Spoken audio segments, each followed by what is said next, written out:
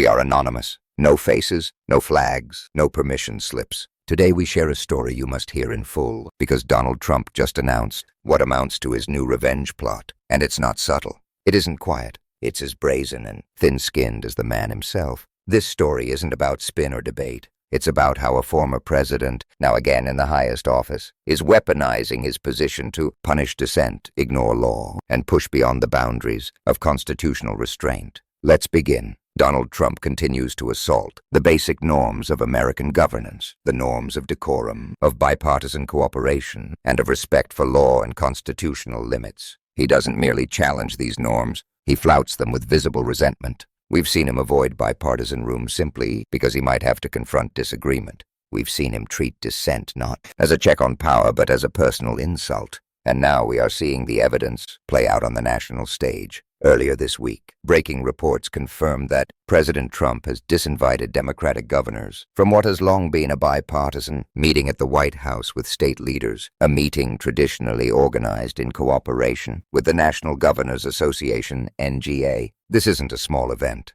For decades, presidents from both parties have hosted governors, Democrats, Republicans, Independents, to discuss pressing issues facing states and the nation. These sessions are opportunities for cooperation on disaster relief, infrastructure funding, public health, and more. This year, Trump chose to make it Republican only. The White House says the president can invite whoever he wants to events at the People's House. But that defense masks something deeper, a deliberate exclusion. According to reporting, no Democratic governor was invited to the formal business meeting that was scheduled for February 20th between governors, the president, and White House officials. And at least two Democratic governors, Maryland's Wes Moore and Colorado's Jared Polis, were specifically excluded from a White House dinner. This isn't tradition. It's not cooperation. It is cleaving the machinery of governance into us versus them. And it is a radical break from bipartisan norms. Kentucky Governor Andy Beshear, a Democrat, slammed the decision on national television, saying he would not attend the dinner because leaving out Moore and Polis was wrong.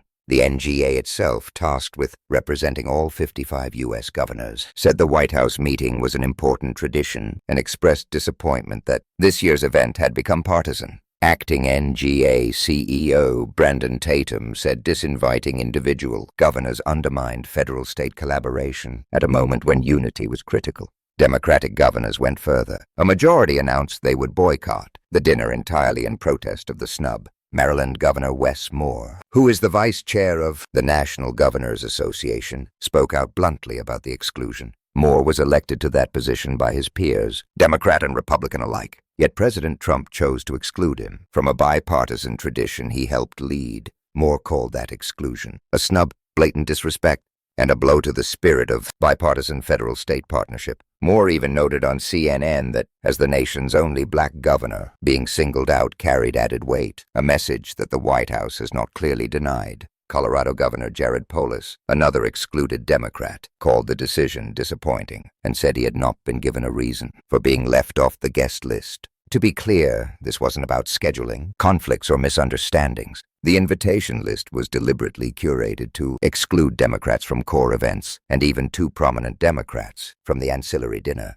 This president, who often brags about his strength, can't tolerate the presence of governors who may disagree with him. That tells you everything you need to know about the fragility of his ego and the pettiness of his leadership. But this is only part of the broader picture of Trump's new authoritarian-leaning moves. There is another front where his contempt for constitutional limits has been on stark display, his growing willingness to escalate military action without seeking approval from Congress, especially in Latin America. Over the past year, the United States under Trump has conducted multiple military strikes targeting alleged Venezuelan drug cartel vessels in the Caribbean and Eastern Pacific, actions that have led to the deaths of dozens of people. The administration has claimed these strikes are justified to protect Americans from drug trafficking, but Congress has not authorized the use of military force in these operations. Trump has openly suggested that he might expand these operations from sea to land, threatening to start hitting cartel targets on Venezuelan soil without seeking a declaration of war or formal congressional approval, even though the U.S. Constitution reserves the power to declare war to Congress. In remarks reported by Time magazine, Trump said the U.S. had knocked out 97% of the drugs coming in by water, and that it was going to start now hitting land with regard to the cartels.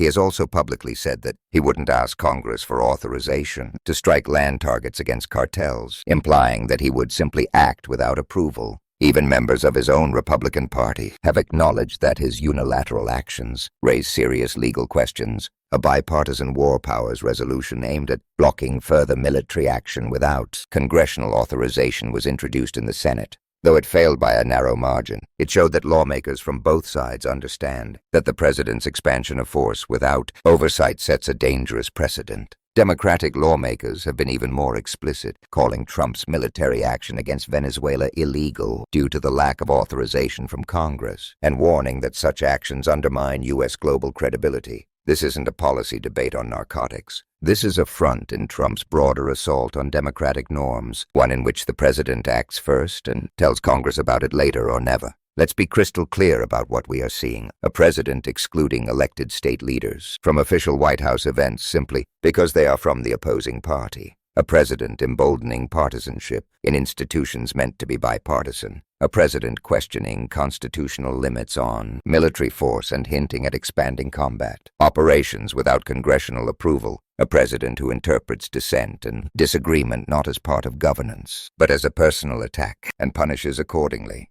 This is not normal. This is not traditional.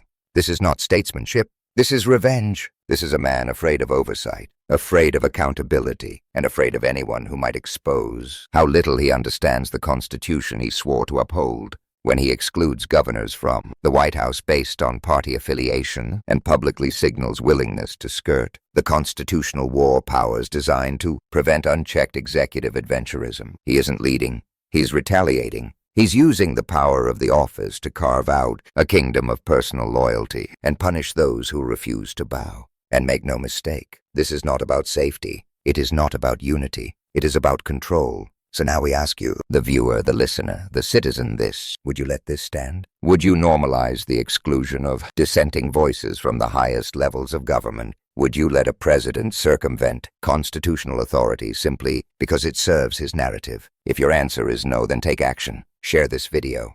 Talk about it with your community. Hold leaders accountable. Because if we allow power to go unchecked, if we don't challenge these abuses, then today's revenge plot becomes tomorrow's precedent. We are anonymous. We are watching, and we urge you to stay vigilant.